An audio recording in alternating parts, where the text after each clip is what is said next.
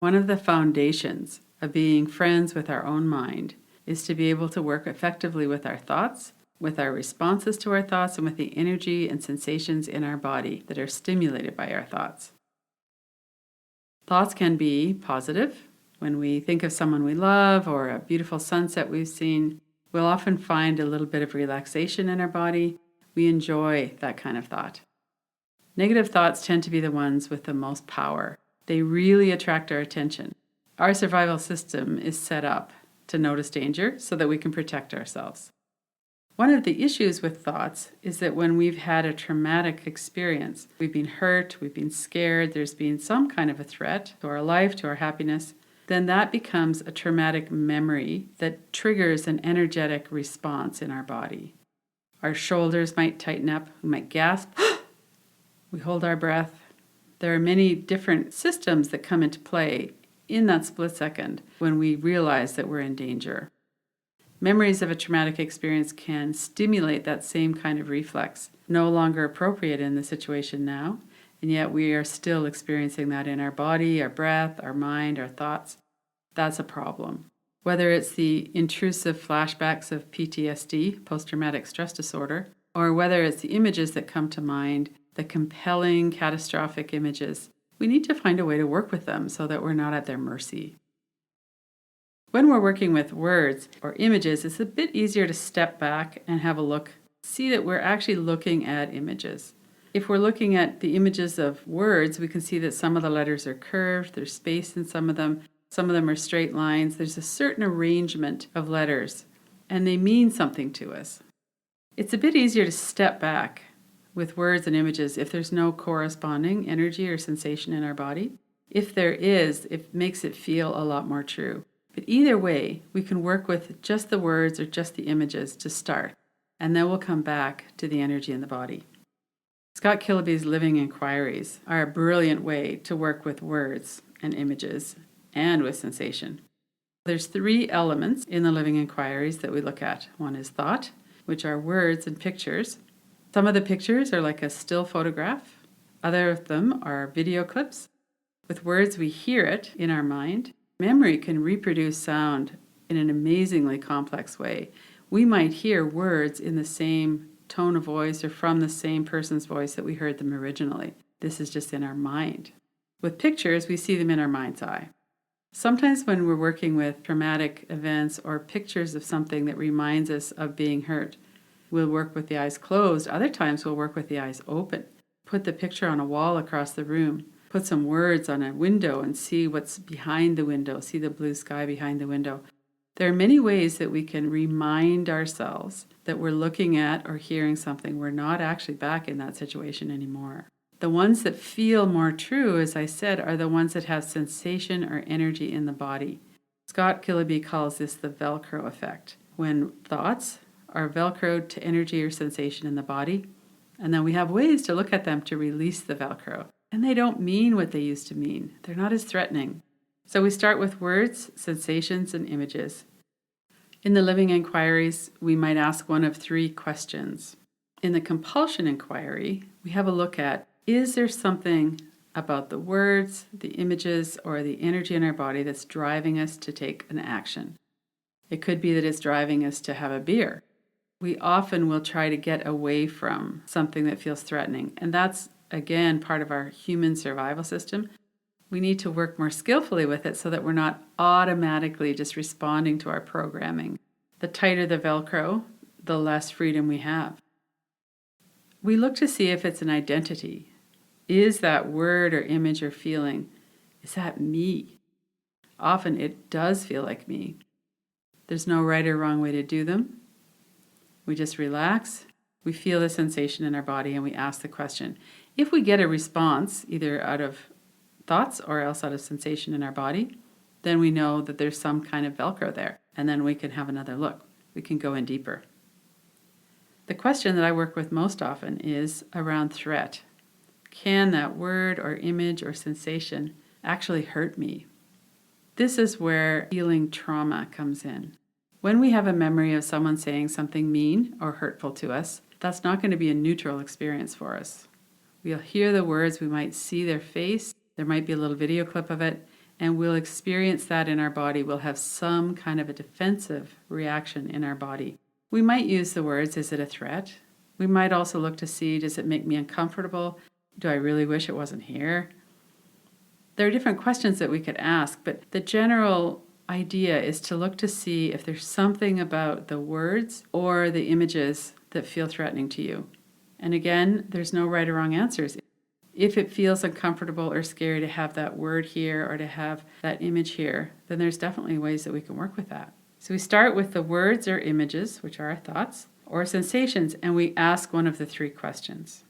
We are always staying present in the energy in our body. We're not trying to figure it out with our mind. Most of us have it all figured out with our mind.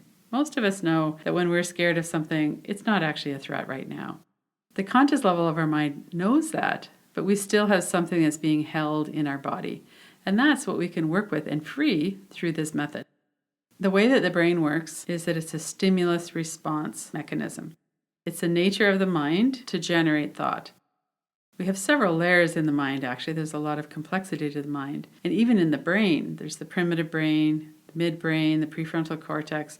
As we've developed as a human species, our brains have become more complex. In our culture today, our primitive brain, our primitive survival system is triggered a lot, meaning that we feel under threat a lot. It could be from the chronic stress, time stress, economic stress that many of us feel. It could be from something that happens. It could be from all the violence around us. Many people have a lot of images of violence in their mind from watching the news or watching movies or television programs.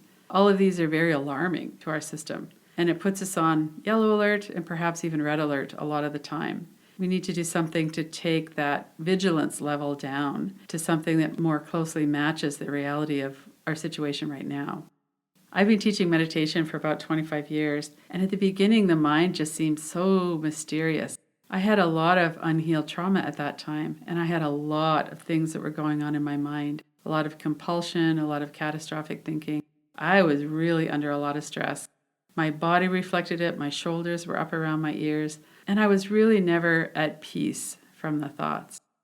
It's encouraging to know that we can actually understand the mind, our nervous system, our brains. It's very simple, actually. It's a complex system, but it's easy to get the basics. Mindfulness is such an important part of many people's practice and day right now. It's becoming so well known that we can watch our mind, we can watch our system, we can watch our reactions. And as we do, and we learn more about ourselves, we're able to heal a lot of the dysfunction that's currently making us suffer.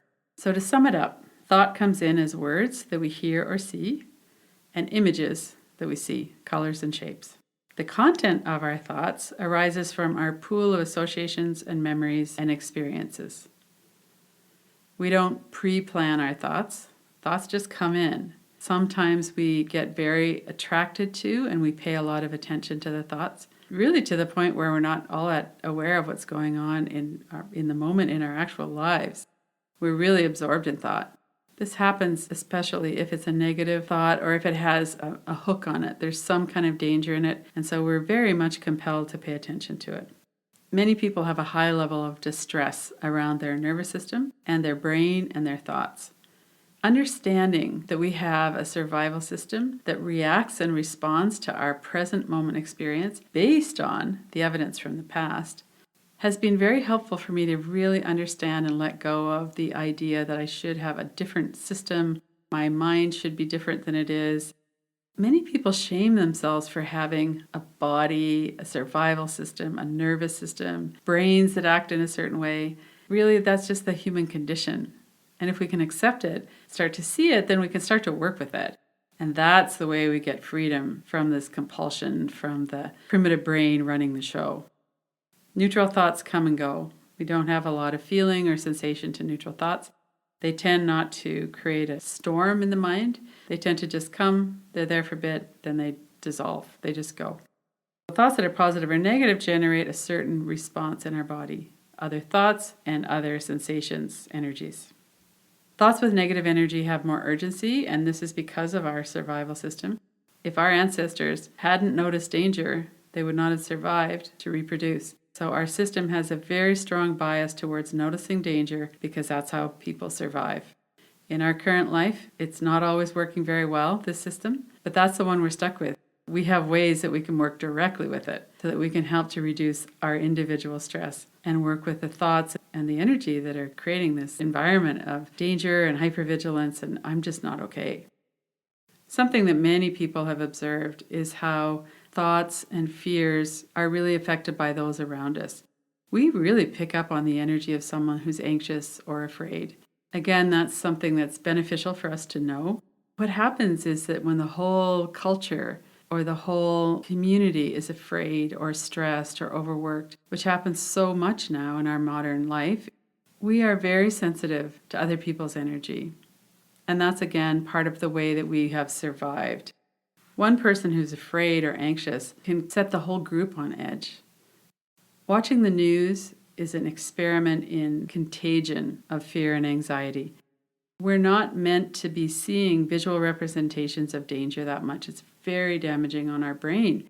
When we're watching the news because we want to stay informed, it's like it's a vortex that sucks us in, gets us all stirred up, gets us feeling really angry and scared and hopeless and such a variety of intense emotions that we also feel in our bodies. And then we take that to bed, we don't have a good rest, we take it out into our day.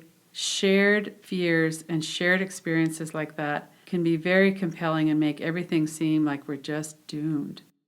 Really, the only effective way to work with that is to minimize the information that comes in through our senses, reduce the amount that you watch the news, read about it instead of watching it. It's less alarming for the brain, and really do your own work so that you can calm your system down. We're not living in an easy time right now. We need to do this work in order to heal, in order to have a realistic view of what the situation is right now for us. We need to do our own work to calm ourselves down. And there are many, many ways to do that.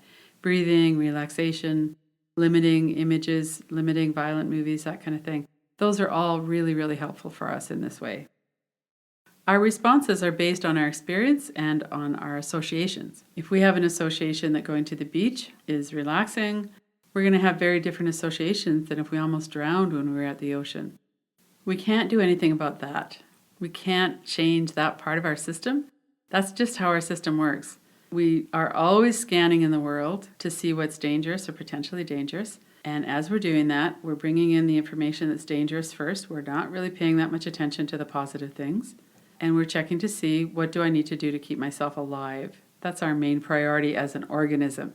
And as a human being who wants to enjoy life, we have to bring our higher level brain functioning into the experience of our daily life. Next, please watch Tools to Work with Thoughts.